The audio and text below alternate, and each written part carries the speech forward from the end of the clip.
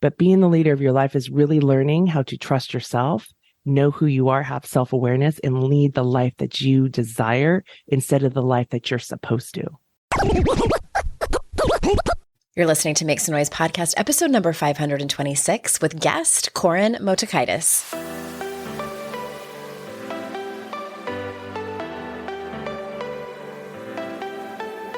Welcome to Make Some Noise podcast, your guide for strategies, tools, and insight to empower yourself. I'm your host, Andrea Owen, global speaker, entrepreneur, life coach since 2007, and author of 3 books that have been translated into 18 languages and are available in 22 countries. Each week, I'll bring you a guest or a lesson that will help you maximize unshakable confidence, master resilience, and make some noise in your life. You ready? Let's go.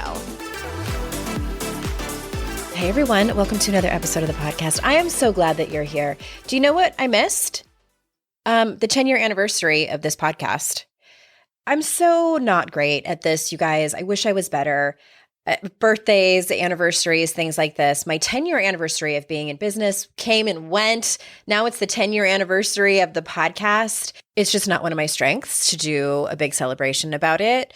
I actually don't think you really care. But I just wanted to tell you, we have over 500 episodes, 10 years, over 4 million downloads. It's amazing. So I just want to express my gratitude for those of you who have been with me from the beginning. I know that there's some of you listening. You tell me you join my classes and are my clients, and you have forgiven me for the iterations of microphones and been patient with me as I grow as an interviewer and a podcaster and a not so great tech person. So thank you from the bottom of my heart. I love doing this. I love having conversations with amazing people and bringing you new information, wisdom, tools, strategies to help you live your most kick-ass life. That was the goal from the beginning. And I love to talk. So it checks off some boxes. Thank you from the bottom of my heart. I just have 2 quick announcements before we get into the interview. One is that I am filling up my calendar for fall and winter speaking engagements. If you work at a company that has events, if you own a company that has events, if you put on your own events and you need a keynote speaker who is a professional hype girl, I might be your woman. And let's chat. Or you can go to andreaowen.com/speaking, fill out the contact page there. We can get on the phone and see if it's a great fit. The other thing is that I have at least 1 spot for one-on-one clients right now. I don't think I have any more than that.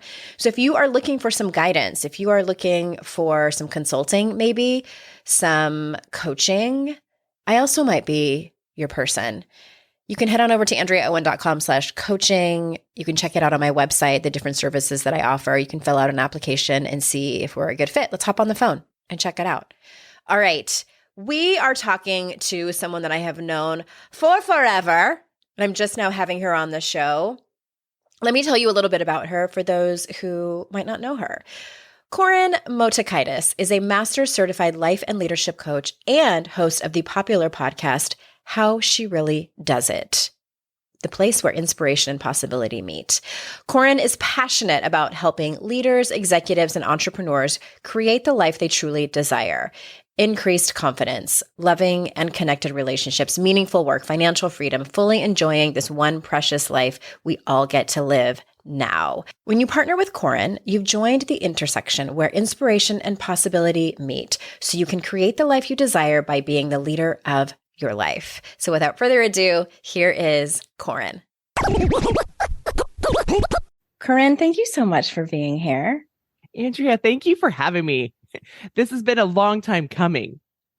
Well, and you and I were chatting, and I want to tell the audience that you have had your podcast since 2006. Yes. Which might be older than some of the people listening to this show. Oh my goodness. Maybe not. But I'm sure some people have bras that are that are a little bit even younger than that, older than that. But I'm excited to have you on because I followed your work for forever. Again, you were one of the very first podcasters out there back before people really didn't even know what that was. You have been doing this for 16 years, and you've talked to people, I mean, Brené Brown before Oprah did, before everybody knew who she was, Byron Katie, Kristin Neff. With all of the people that you have talked to over the years, do you find like some key themes that people sort of come back to in terms of sort of the quintessential question of like how to live your best life? Or is it sort of all over the place? When I started the show in 2006, the push for me to start it was I was failing. I was a mom of 4 kids. Oh, wow. I had 2 bonus kids and 2 kids that I had birthed. I've been raising kids at that point since like 1993, 1994. So it wasn't like my first time at the rodeo, but I was struggling. I was on faculty at a community college. I was a head coach of 3 sports. It was like, I mean, how she really does it is like, I was trying to figure out how to do it because I felt like I was failing and everything was falling apart. Yeah. And so I was looking for, I needed a show, and I asked somebody the station director actually to create the show. And she said, why not you? And I'm like, why would I do it? I'm the one that's all screwed up. There was this hunger and desire of bringing on these experts who would then like kind of like show me the light. And I just thought they were it was kind of like Chariots of Fire. It was like you were the God-given chosen one. Right. And that's what I thought life was like. And what I realized is it's all learnable. It doesn't matter your background. You can overcome and you can create the life you desire. And it doesn't mean that it's all sunshine and roses. Like I think sometimes we get in the early years of coaching, I thought, oh, once I do all this right, I'll finally get to that magical promised land and there'll be no shit shows. Right. And what I say often is I live an amazing life and there are shit shows everywhere. Right. Yeah. Especially when you have children. And my baby, she was 6 at the time or 5, she's now 21. Right. And so, the parenting is still going. And some days it's way harder than it was when they were little. And some days, like, I don't see them for a long time or I don't hear from them because they're off at university. Yeah. So I think that's probably the biggest takeaway is that whatever your circumstances may have been, there are learnable skill sets that you can do to create the life that you desire. And it doesn't have to be this fancy, only rich people can do. Because I think sometimes we think, oh, it's just for those people. But like, what is the life that you desire with your values, with your priorities? Right. And that's what's really important. I love that. Well, and, just acknowledging that there are some people that have easier access to resources and support than others. And what was the last part that you said? I liked that a lot. Like that, just if you focus on your values and your priorities, like that's the key component. That's the key component. And everybody has different income streams and different privileges. Absolutely. Right. And I remember I had Dr. David Hawkins, who's now passed, but I had him on in the early years and he talked about how he can walk down Fifth Avenue in New York City and not come across a happy person. And he has walked through some really desolate places in Africa where there are people that have genuine happiness. And there are tremendous hardships that people are going to. I'm not trying to discount any of that, right? But sometimes I think we think it needs to be some magical thing. Like we need to be, we need to win the lotto. That's kind of like the recent, 3 months, right? Because the $1 billion lotto or whatever. If I just win this lotto, I'll be happy. But we also know that the statistics show that a lot of lotto winners tend to lose all their money in a certain amount of years. Make poor choices. Yeah. That's interesting. I'm curious because I know that one of the themes is around meaningful work. And is that, I think about people who might be in jobs where, they call it like the golden handcuffs, where they feel like they're getting paid really well, but they really don't like it. So do you think that meaningful work is possible for people? Absolutely. So I feel like I came up with that golden handcuffs a long time ago because I had that job. Right. Okay. I was a community college professor. I was tenured. For somebody who grew up poor like me to have something that I knew I was safe. Right. I was tenured at 29. So wow. I knew that I climbed a ladder quickly and very high. I knew I was safe. I knew what my pension was going to be. I had it all figured out. Nice. Except that wasn't the job that I wanted. And I didn't have the skills of how to maneuver through the politics. Like I was really young and naive and I didn't have those skills. So had I had the tools that I had now. So it was the golden handcuff. I was like, this is the job that everybody wants. There's like 37 of them in the state of California, right? and they only come open every 30 years. So there's a lot of fear and scarcity around this. But the reality was that was never my dream. That was what I settled for. And I'm also not a life coach or a leadership coach who thinks like everybody should be a life coach, right? So I work with a lot of clients across all industries and on different continents about what is their why and how do they create the meaningful work in that situation that they want to be in, right? And so those are some of the missing skill sets that I had. And the other honest truth is I didn't really want that. I never wanted that job. I had applied thinking it'd be a great interview experience, right? Like I thought, wow, this will be great. I'll interview. And then I got the job. And I mean, it was a part-time job at first. And then within 2 years, they made a full-time position. I finished grad school and I got the job. I mean, it was like getting things that you didn't really want, nor did you plan for. But there was something I really did want, that security, that financial security. That was really important. Especially, I think, when you can see your entire future laid out before you and it's pretty safe. You know, like you said, you knew what the trajectory looked like. You knew what the pension was going to be like when you retired. We all want that crystal ball. Like we all want that psychic reading to tell us like, okay, here's how it's going to work out. So it's completely understandable that you kept saying yes. What does it mean? Because you talk about being the leader of your own life. What does that mean? So being the leader of your own life is about you living your life on your terms, right? And it's about you being who you are meant to be. And we get so much cultural program about who we're supposed to be. So like when that job came open, or, you know, I found that job and I interviewed, and I don't know if I told anybody except for like the 2 that I needed letters of rec for. But when the full-time job opened, people were like, how could you not apply? How could you not want it? Yeah. There wasn't, what do you want, Koren? Like I wasn't a part of the equation. I wasn't the leader. I was doing what was socially conditioned. Of course you would want it. Even when I left, my mom said to me, but what about your pension? You know, there was all this fear of like, this is how you need to be. So being the leader of your life is you leading the life that you want. Again, going back to your values, your priorities, and your constraints, right? Because we all have our own constraints, our own obstacles. So it's not this, you know, I'm not a big fan. In 2009, you may remember like there was all this stuff about leap and the net will appear. Like I'm really risk adverse. I'm risk adverse. And I used to be the queen of certainty, right? But I've learned how to let go of that and figure things out. But being the leader of your life is really learning how to trust yourself, know who you are, have self-awareness, and lead the life that you desire instead of the life that you're supposed to.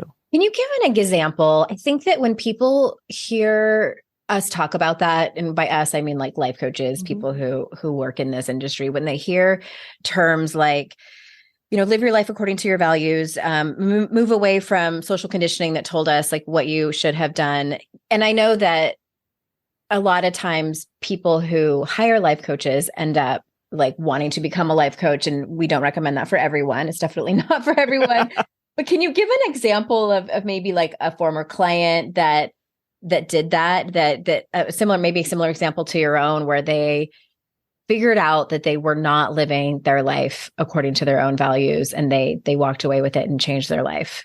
So I'll talk about it because I think we want those big, sexy career shifts, right? Like, so I had this one. And again, I don't think I've never been a coach that thought that people need to go into being a life coach, right? Like, how can you figure out where that Venn diagram of what it is that you desire? I've always been a coach, right? Before being a life coach, I was a swim coach. The thing I loved was when my not my clients, but my athletes came into my office and there were shit shows. That's the stuff I love. The training, the VO2 max, the threshold, all of that stuff. Like, oh, I didn't really care about that, you know, but them coming in and then them overcoming and being able to believe in themselves. I really love that. An example I can give you about that's, you know, during the holidays, there's a lot of cultural expectations about what everybody's supposed to do. Yeah.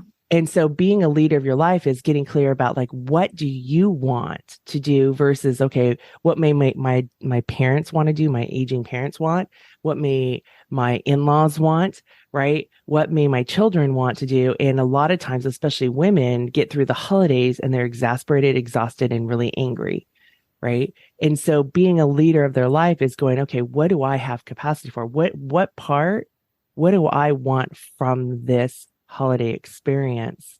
And then they're not the only one, because then it's their spouse, their partner, it's their kids, and then it's their family members. But then how do you make that work? So that would be an example.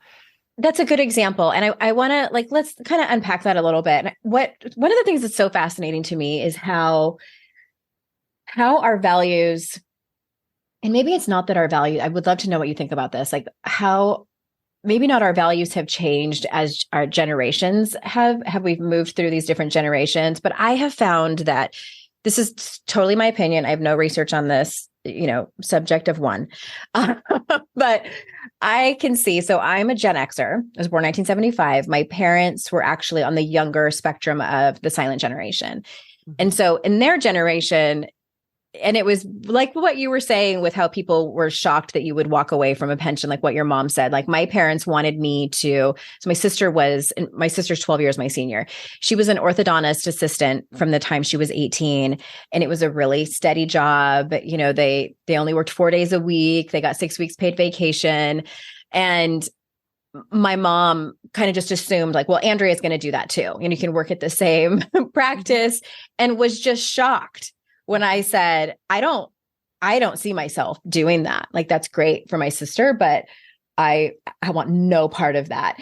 And, they were of the generation where you got a job when you were a young adult and you stayed there for forever. So it's interesting to me that I think that Gen X and millennials are this sort of bridge where we've been the ones to raise our hand and be like, it doesn't work for me, very tentatively, at the risk of getting shouted at by our parents and grandparents. I'm curious if that's been your experience with the clients that you work with, and like what you're seeing in this newer generation. Like, do you find that they are more able to embrace this sort of like becoming the leader of your own life, rather than it was harder for our parents and grandparents?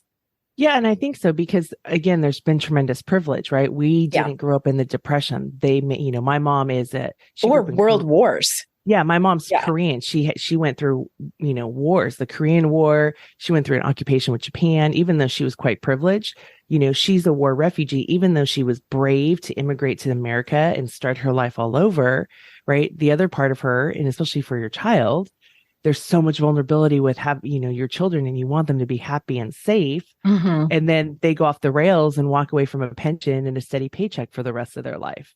Now pensions don't even exist.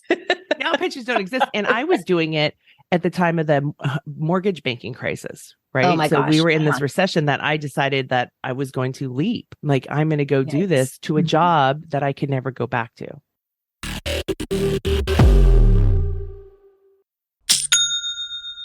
Shopify's already taken the cash register online, helping millions sell billions around the world. But did you know that Shopify can do the same thing at your retail store?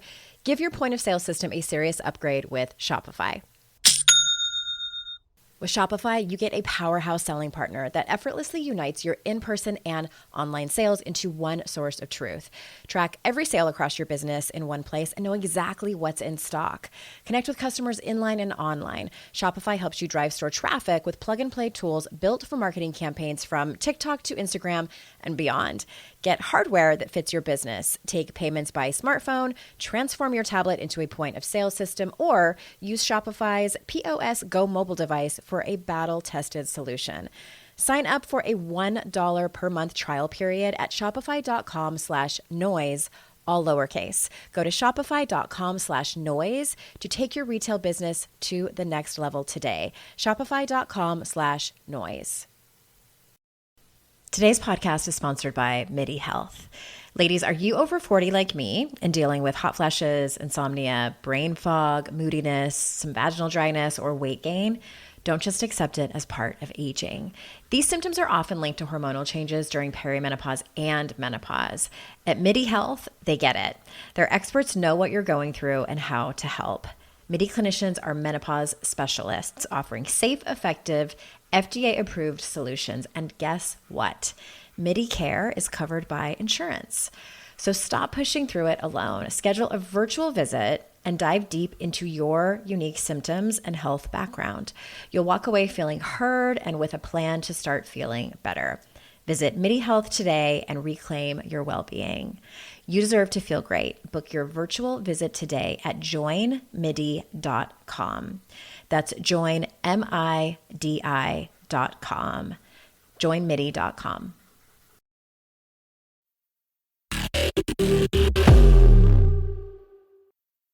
You know, my children are teenagers now and they're Gen Z, and I think it just is so normal for them to speak up and things that their grandparents would never even fathom. I know I think you've spoken on it a little bit, but what do you talk about owning your voice, and how do you help your clients learn to sort of override that voice that tells them, because we talk about that a lot over here, and just the conditioning that women have especially. So how do you teach your clients is there like a process that you take them through to help them learn to kind of own their own voice? Well, one is to look at what's getting in the way of that. So some of it's, family of origin programming, right? What were the messages that they were either directly told growing up, that they were told in cultural programming, or what we pick up in the media? Right. Especially for women, we're supposed to be nice. We're supposed to be pleasant. Yeah. If you tend to work with me, right? Like I am somebody that owns my voice. My voice is out there. So they know that from my podcast or when I'm speaking, or, if a client refers me to them, they'll say, look, Koren's pretty darn brazen. So they will start to see some examples of that. Right. And I think that part is really important, is being able to see examples of other women who have voices, but it doesn't have to be a power over voice, right? And it doesn't have to be the pissed off, angry voice. Not that I haven't been there, right? Sure. But that how you can own your voice and say, hey, this is what I want. Yes, I understand this is what you need and this is what I need. How often do women go silent when a spouse says, this is what I need? And the wife goes, oh, okay, I guess I'm not going to put this forward, because they would be uncomfortable. Right. I hear that so much, and I see that so much in my clients. And it's almost as if, and I just want to acknowledge this for people listening that might feel like they are physically unable to speak the words of either disagreeing with someone or pushing back on a partner who says, I want it done this way. And I think there's, really so much to be said for healing that throat chakra, if you want to, use that kind of language, or just like you were saying, like your family of origin, just really where did it come from? And I think that can be so helpful. And also there's so many great books out there and articles and resources about exactly the words to say. Because I think that sometimes is people are like, I can't, it's so scary to even do. But then when I sort of like muster up the courage to do it, I don't even know what the string of words are supposed to sound like, because they've maybe never had the example. So there's, definitely books on boundary setting, et cetera, et cetera. I love talking too about how women, because I think women of a certain age struggle with their friendships with other women. Do you have any kind of life lessons or wisdom that you can talk to us about getting the kind, and maybe it's not just from women, but just getting the kind of support that women need in their life? Yeah, building support is really important, and it's also really vulnerable. So that's the problem is that to do meaningful work, we have to be vulnerable. To have meaningful connections and relationships, we have to be vulnerable. Vulnerability is not psychologically safe. Right. And then the last 3 years have taken a toll on a lot of us, especially women. Right. So, and then you're saying, well, Koren, to have really great friends, like, to be vulnerable, I have to be psychologically unsafe. Like, screw it. I'm just going to stay at home and hide away. Except there's this longing for connection. Right. So sometimes it's when you talk about scripts, and thank you for sharing that I used to think that was cheating and that was like wrong. And I'm like, no, this is a great way. It's like paint by numbers. It helps you get started and you start to figure out, does this land for you? Does it not? Right. The same thing about creating relationships and about creating support. It's about being brave enough to reach out to somebody and say, hey, do you want to go on a cup of coffee? Without having it be this like, oh, we're going to now be the Sex in the City foursome and we have brunch every Sunday afternoon. Yeah. Yes. Right. But taking the small steps to do that and to get clear. But before you can even do that, because it does take courage, you have to fuel yourself. right? Like I was just reading yesterday, the New Zealand Prime Minister, she's not going to run for re-election. And she says to be able to lead, you have to have a full tank. I don't have a full tank. And think about how many of us women don't have a full tank right now. And if we want support, well, you have to fill yourself up. Maybe you can't get a full tank, but how can you take care of yourself? Maybe it's talk to yourself kindly. Don't beat yourself up. Maybe it's look at yourself in the morning instead of like, wow, I'm getting bags under my eyes. It's like, wow, look at you. You look really great today, right? How do you talk to yourself? How do you have those small acts of kindness to then fill yourself up to then be able to go and create that support? I love that. I love all of that. And sometimes it's also, I notice that it really truly does get back down to the basics of like getting enough sleep and drinking enough water and moving my body. And, for me, it's like, if I eat too much sugar, then I feel it. As much as I would love to say that doesn't matter. As I've rounded the corner towards 50 now, my body is like, yeah, that's definitely too much sugar will hurt you. Do you have any tools or kind of go-to methodologies that you turn to when you're sort of really in the struggle, in the weeds? So yeah, thanks for asking that. One of the most important thing is to give ourselves some space, which is really vulnerable to do that, but allowing yourself to feel your feelings and to release them. Recently, I was struggling one day and I noticed that, and I kept trying to like get my work done. And it wasn't a client. There weren't clients on the docket, but there was a lot of work to get done. And I'm like, I want to get this done because I want to move into the weekend. And then all of a sudden I'm like, why? It was like, when you're sick and you just can't, but you're looking at that to-do list is kind of the taskmaster. So you're like, no, I just want to get this done. And at one moment I stopped and I'm like, oh, I'm struggling. And just admitting it, owning that story and not staying silent, owning my truth to myself, right? There was nobody in my office. It was me and myself. And I said, I'm struggling. And then I cried and I let the tears come. And I've done enough of this emotion work where I know that I can cry and it's not going to be the rest of the day. I think that's one of the things that we get afraid of. And then we don't allow ourselves and we stuff it down. And I let myself cry. And it was about 7 minutes. And I said, I'm struggling. And then I just say, I love you, Koren. Right. And that's one way, right? Just being present with myself and loving myself through that suffering. That's true compassion. That's owning your story and loving yourself. Brené says this is the bravest thing you can do. And that was after a pretty good night of sleep. It wasn't that I had bad sleep, right? But that's where I was. Journaling can be a really good thing to do. Listening to music. I mean, that's why high performers and athletes listen to music before they need to go, into their athletic endeavor. So, I'm a former athlete, I'm a former coach. That sometimes it's about music. Like, okay, here is something that I can pick up some energy, right? But before I do that, I have to acknowledge where I am and release it, and then look at, okay, what do I need? What support do I need? You mentioned, I've done enough emotion work on emotions. And a lot of the things that I hear my listeners and my clients talk about is, I don't know if I am actually feeling my feelings or not. I know I do a lot of things to run away from them and numb them out. So do you have a gauge on that where you can kind of tell if you're numbing out or maybe second part of the question, I know journaling helps and also music too, but what are some other ways that you can really test that someone who's in the beginning of that journey can tap into feeling their feelings? So one of the things that I have is we have a feelings menu. And so like with my clients, I'll have them have that, because being a former athlete and having a mom who learned how to live via surviving, right? So then brought that survival and that perfectionism.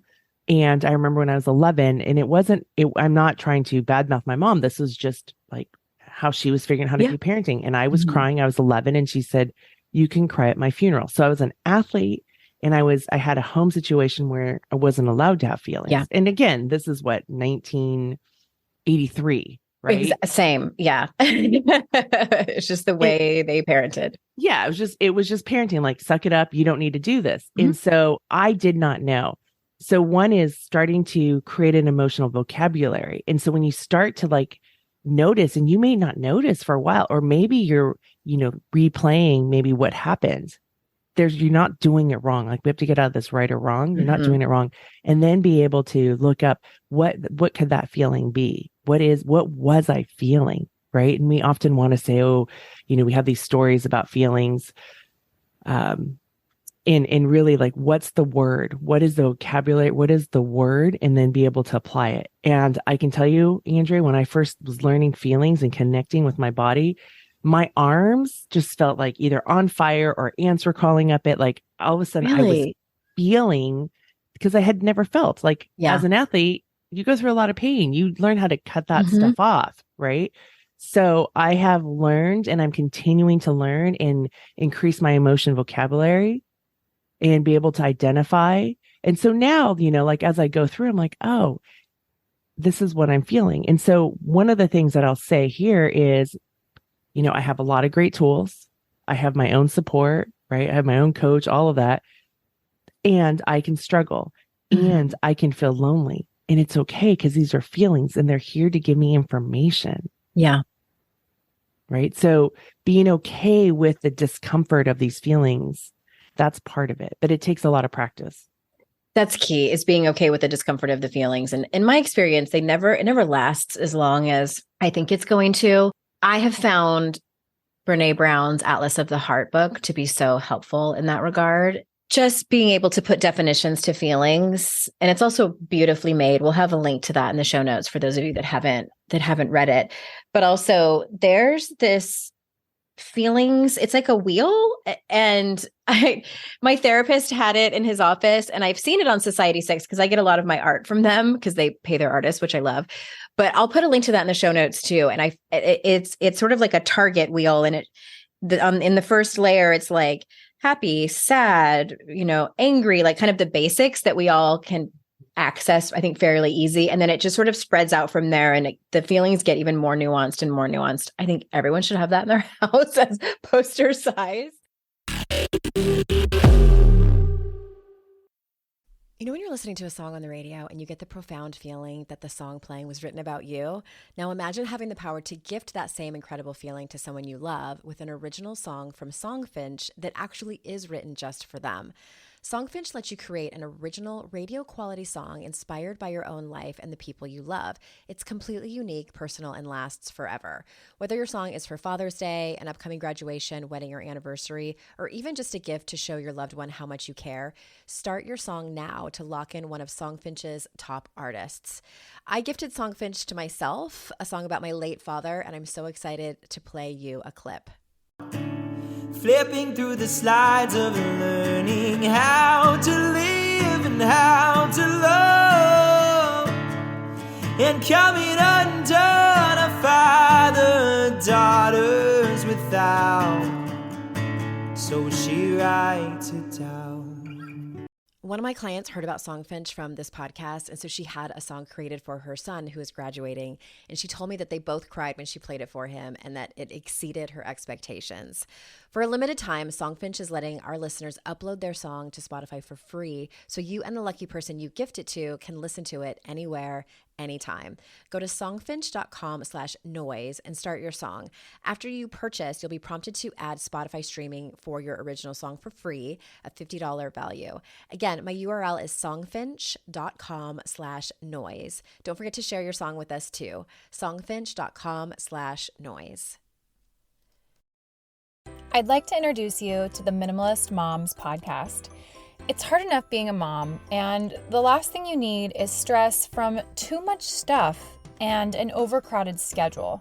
For too long, I lived with the mindset that bigger was better, and the more I added to my life, instead of feeling better, I felt overwhelmed. It was time for a radical new mindset. Less is more. I'm not into extremes. I didn't throw everything away. My brand of minimalism is more about adding than subtracting. Get rid of the excess to make room for what you love. In other words, it's about living life with purpose. I hope you'll listen in, and my guest and myself can inspire you to think more and do with less. The Minimalist Moms podcast, available wherever you listen to podcasts.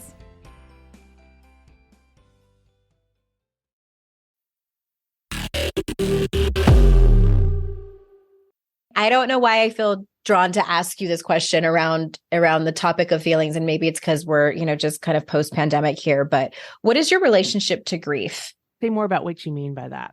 It's just been a topic, I think, that's been talked about over in these parts lately because of the pandemic and sort of this collective grief that we all felt. And I think that for so many of us, we reserve the word grief and maybe grieving as a verb to only mean that it's the death of something, whether it's something literal or the death of a marriage or a relationship or something like that. And I have found that grief is much more nuanced and that we can grieve, the loss of our life before the pandemic, even though so many people complain about that life. There are people out there who are like, no, I would really love to have that back. And parents becoming empty nesters. I know I have people listening who are grieving that, or, people who struggle with infertility. The depth of their grief is, I think, something that doesn't get talked about enough. So just all of that. That's interesting because I've thought a lot about the last few years have been hard. They've been, they've been really, really hard. And things I've shared just on my podcast was there have been times that I felt like, and it wasn't a feeling, but the metaphor I used was my life was on fire all around me. I mean, we made it through, but holy moly. The aftermath. People were interesting. There's been just a lot of hard stuff. Leading at this time period has been really interesting. Being a woman leader has been really, really challenging. So I thought a lot about trauma, but when you talk about grief in that sense, my relationship, I give space to that suffering, right? Like I allow it. And there's a difference. Like I used to say, like, a good friend of mine who's now passed, Lori Foley, would say, we don't want to pitch a tent and build a campfire. Right. And so it's not just about like this verbal vomit where you're just like saying the same thing over and over. And especially when I was at my old job, I would just sit there and complain over and over. I didn't see a way out. I would just talk about the toxicity of it, right? Over and over and over, but I wasn't really engaged. It was kind of like Instagram scrolling, like you're just going through, but nothing's really attaching. What is that? I think that's what people refer to when they say mental masturbation. Yes. Thank you. I forgot about that term. So grief is about just holding that space and allowing that suffering to come in. I think the big thing that's really key, and going back to compassion and Kristin Neff's work, is that when you feel compassion or when you're going through something difficult and suffering, we need to make sure that we have love and love for ourselves, right? Then that's something that we're always taught to be kind to other people, to be kind to this person. Oh, you need to give so-and-so a hug or a kiss goodbye. Not, do you feel comfortable to give somebody a hug or a kiss goodbye? But you need to be a nice little girl. That's like, again, the anti not being the leader of your life. When you're a kid, you don't have that agency. Right? And parenting is changing now with what's going, there's just, parents are being taught differently now than the way you and I may have been brought up. So the relationship with the grief is I'm not afraid of it. I understand that darkness is important in the loss, and whether, again, it's been the loss of people or the loss of the freedom about being able to go about and doing things. Like I'm having a retreat, come March, and again, we're in this world where some people are like, okay, I've moved on, COVID is over, and then there's other people who are like, oh no, COVID's not over, and everything in between. So it's really blurry, compared to like March or April of 2020, when pretty much the whole world was shut down. We were all in unison, right? So with grief is I allow for that space and I do it without judgment. Not that I do it perfectly, because I can judge. It's still messy. Right? Yes, it's still messy, but I've just learned enough. And I learned this from Todd Kashdan years ago about, the upside of the downside. Yeah. And, it's here to give us information. So we don't need to be afraid of these painful emotions. Plus I do so much work in shame and fear, right? As a coach, like I'm comfortable in that. What's maybe important for people to understand is, because I was certified in Brené's work in 2014 and in her methodology. And if someone would have told me that I was going to be facilitating shame work like 10 years ago, I would have laughed so hard and probably peed my pants because of the laughter was so hard. But here I am. Be careful what you say you'll never do. And I tell people, because people will say like, you make it look so easy, or I'm sure it's easy for you at this point. And I say, it's not. Like, I still am deeply uncomfortable with shame. I still feel the same impact of shame as I did before I became, a facilitator of the work of shame resilience. But the difference now is that when it happens, I fairly quickly understand that it will be over. And maybe it's not a conscious thought that happens, but I'm like, okay, I will survive, as the great Gloria Gaynor tells us. And the gap between kind of moving through it is a lot shorter than it used to be. Mm-hmm. So I used to stay in shame for so long and then participate in behaviors like perfectionism and people pleasing or resentment or fighting shame with shame and firing back at people, which always felt like shit. But now that I know that it's happening and I'm able to recognize it, it's not invisible to me anymore in the room. It's like, oh, there it is, it's right in front of my face. That's the difference. Do you find that it's the same? To your point about never, because I'm a Brené Brown facilitator as well. Growing up, I would hear shame on you. So the last word in my vocabulary was shame. I ran the hell away from that, right? Sure. Like, wanted nothing to do with it. So the fact that this is like the body of my work that I do with people, because it's a huge obstacle. It's what gets in the way of us being the leaders of our life. It's shame. Mm-hmm. It's I'm not good enough. Who do I think I am? Or I'm too much. Yeah. Right. If I speak this, people are going to judge me. Yes, I can move through things quicker. I had a client who we went through job transitions but she was divorced and she was already divorced when she came to me. But after doing some work on jobs and her own body and just her own well-being, she was like, I'm ready to go buy my house, after this divorce. And her ex-husband had always done all the financials. Oh no. Right. And so she went and I coached her through, going to finding a home and with a realtor who at that time was very good about like scarcity. There's not enough, which is shame. Right. And I'm like, look, you only need one house. You don't need 100. Mm-hmm. And it's about finding the one house. You have a place to live. So you have time, no matter what the market is. So she found a house. And I remember then going through the whole mortgage and all of that and the banking and getting the paperwork, and she totally qualified and had the resources. She went into a shame storm because the story was, who am I to be doing this? This is what my husband did. I thought you were going to say her husband like drained everything and had them in massive. No, but which does happen. He was the one that controlled it, and she didn't have a voice in their money. Gotcha. Right? Because he was the one that was going to have the voice, and this is which is also common. Yes. And that's another way we don't own our voice. Right. Mm-hmm. And so she had shame. And then I remember the next day I was coaching her. She's like, Koren, I had shame because of all of this. It lasted only 3 hours. In the past, something like this would have lasted 3 months. Yeah. That is shame resilience, right? Because Brené has always said, look, it's not about not feeling shame. Mm-hmm. It's about you're going to feel it, but then when you can identify it, you can move through it. Yeah. Right. I mean, and you think about COVID, going back to like that shelter in place, there was a period of time, like we didn't know what we could do. Right. And so we were all staying at home, and that's like, okay, we're going to hide away. Now we know how to navigate. I remember at first going out and about and going, okay, I have to have a mask and all of this, right? There was a lot, but now we all have our systems in place of how we do stuff. Some people are like, okay, it's over. Some people go, I'm going to wear a mask on a plane, or we are aware enough to, look to see like, what are the rules if we're traveling to other countries? Because now that's opened up. Right. So now that we know that that's an obstacle, we can be aware of it and then figure out, okay, how do we get through that? Mm-hmm. And I think that's the beauty of understanding shame, is not that it's bad. It just, we understand it.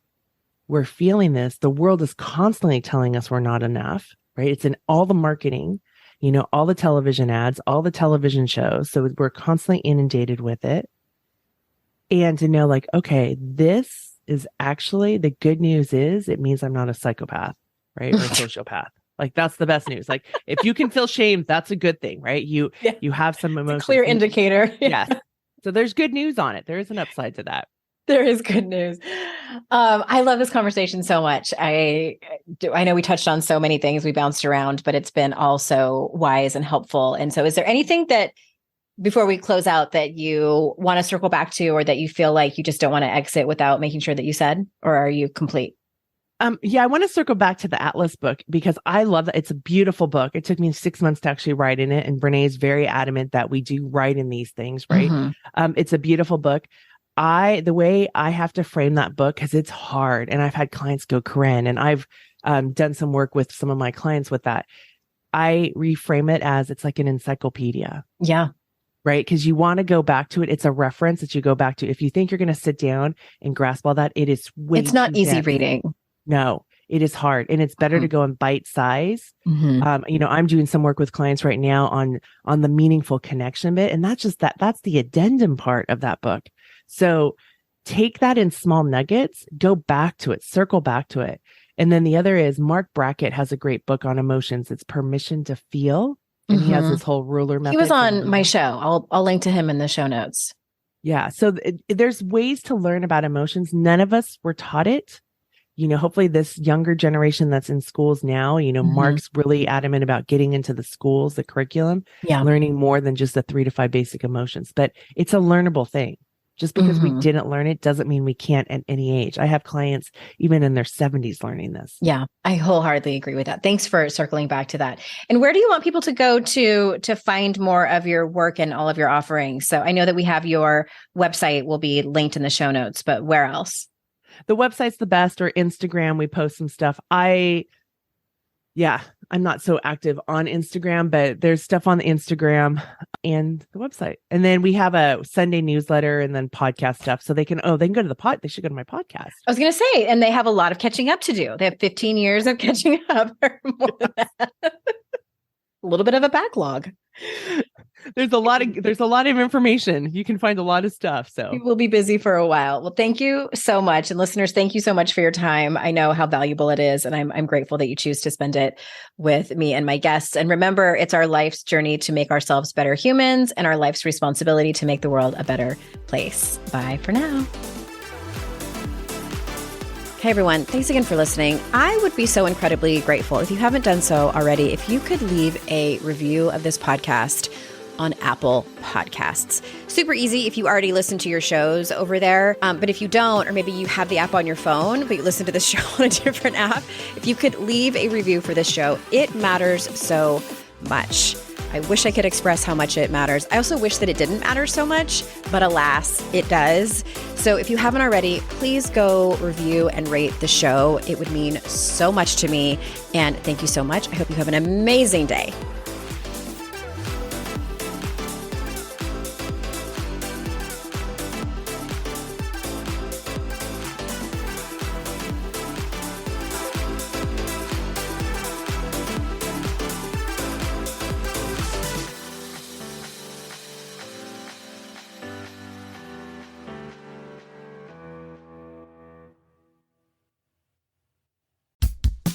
Oh, hey, everybody. It's us, Blair and Molly, your old pals from Toddler Purgatory. 2 moms who are also actors, who are also creative beings, who sometimes feel stuck. And this is our new podcast, Unsticking It with Blair and Molly. What happens when your creative spark just seems to disappear? Gone. Poof. Bye. See ya. What happens when life gets in the way of your creativity instead of nourishing it? That's what happened to Molly and me. We felt like the thing that drove us creatively stopped working, and impending doom had in fact impended. Totally. So we decided to do something about it. And that was steal ideas about getting unstuck from the most creative people we can find. We talk to guests about how to break through the mucky, gluey, sticky wall that can get between you and your creativity. We hear about their journeys, their successes, their challenges, and even their bougie coffee shop orders. And we're not just talking Bob Ross type paint on paper artists here, though we talk to them too. We're talking to actors, creative directors, dancers, and people who are working hard to be their best creative selves in a world that can sometimes feel real uncreative. We all have something to teach each other, so let's steal their ideas together. Join us, won't you, as we deep dive into how to unstick ourselves from the life gunk that can get in the way of our creative freedom. Pandemics, school calendars, World events, lack of sleep. Oh, get out of their life gunk. and let's get back to your best creative self. Subscribe to Unsticking It with Blair and Molly. You're not going to want to miss an episode. Unsticking It with Blair and Molly, because sometimes life sucks. Unsticking